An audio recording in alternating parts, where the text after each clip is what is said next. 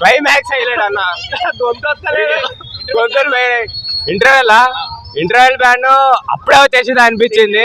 అసలు ఎక్స్పెక్ట్ చేయలే, తొందరగా వచ్చేసింది. ఇంకా వర్త్ అసలు ఇంత తొందర అయిపోయింది అనిపించింది. కంటిన్యూషన్ ఉంటే చూడబోతుంది ఇప్పటికీ. 3 hours లిమిట్ కాబట్టి అయిపోయింది అంతే.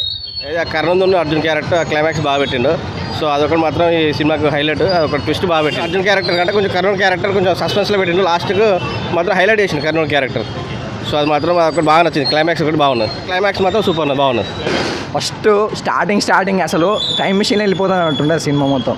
కూర్చున్నట్టు కూడా ఉండేది. 3 hours ఉత్తగా అయిపోతుంది, గాల్లో పోతుంది.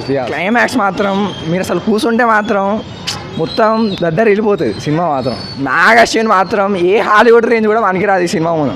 అవెంజర్స్ పనికిరాదు, స్టార్ వార్స్ కూడా పనికిరాదు. డ్యూన్ అయితే పిచ్చకుండా డ్యూన్ కల్కి మోను.